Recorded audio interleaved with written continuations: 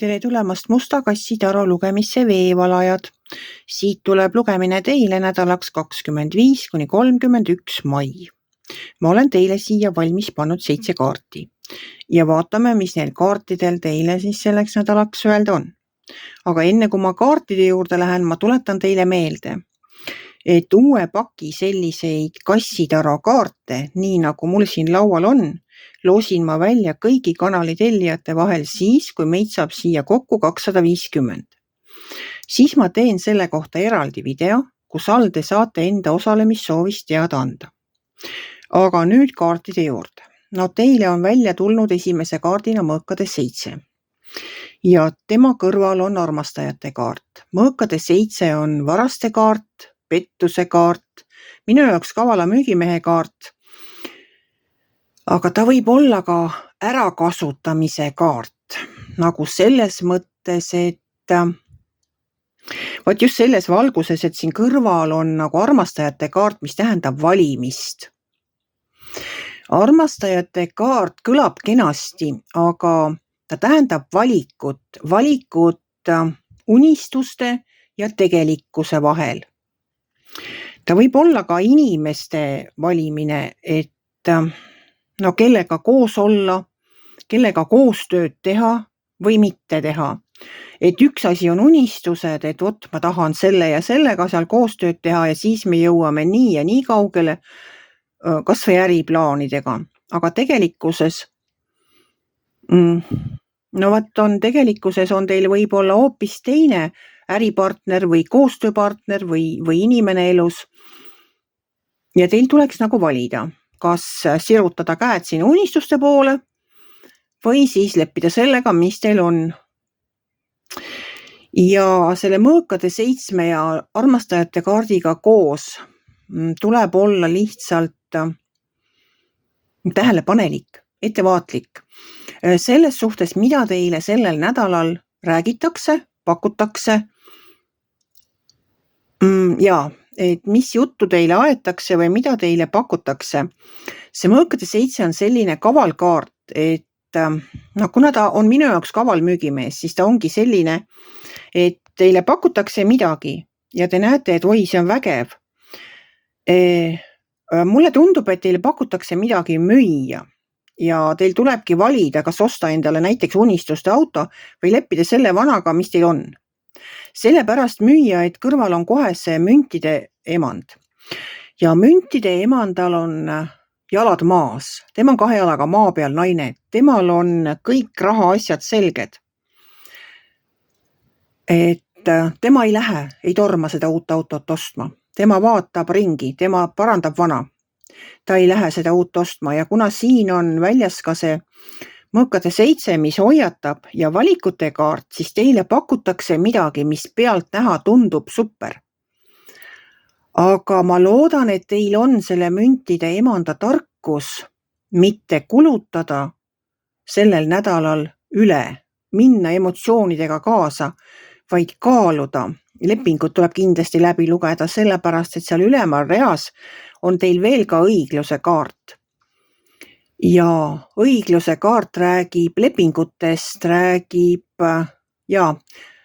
kõigest sellest, mis on juriidiline, mis on seotud lepingutega, mingisuguste juriidiliste asjaajamistega.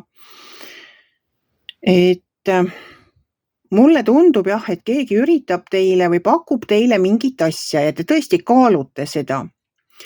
Aga kuna siin on see kaval müügimees, siis tuleks tõesti hoolega kaaluda. Ma ei ütle, et ei tohi tehinguid teha. Ikka tohib. Aga lihtsalt mõelge kohe mitu korda. Kuna siin on sellised targad kaardid nagu müntide emand, kellel ongi eelarve paigas ja rahaasjades on ta üks tark naine.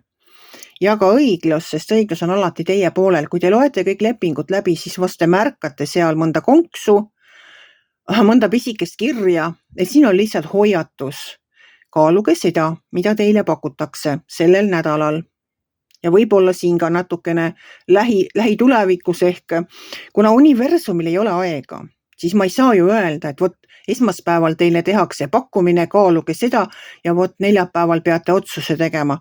Ma ei saa seda öelda. Kaardid tulevad siia ka mitte päevade järjekorras, nad tulevad läbisegi, aga kogu see sõnum sellesse nädalasse on see, et olge lihtsalt ettevaatlik. Alumises reas on maailmakaart. No maailmakaart tähendab ühe etapi lõppu teie elus. Maailmakaart on suure arkaani viimane kaart. Kui narr on esimene kaart, mis tähendab uut algust, siis maailmakaart on millegi lõpp. Et jälle algab midagi uut, midagi saab läbi.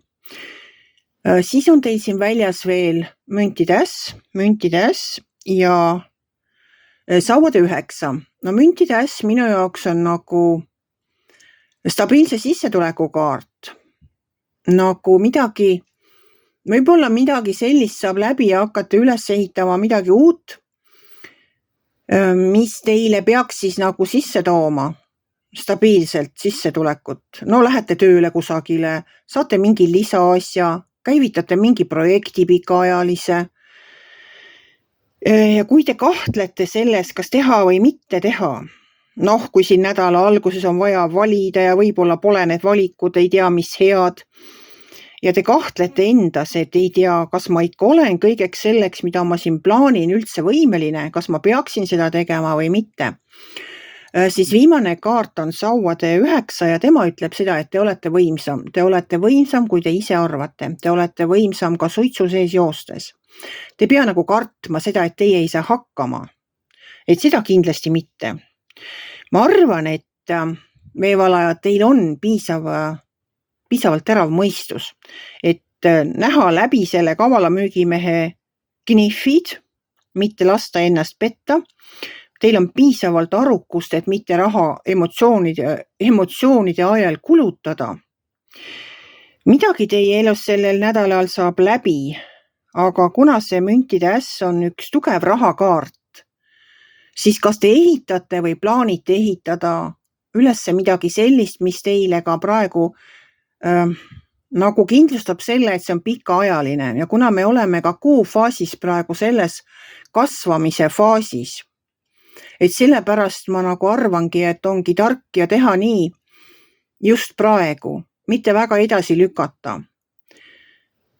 Et kui teil on mingid plaanid, siis hakake neid vaikselt ellu viima.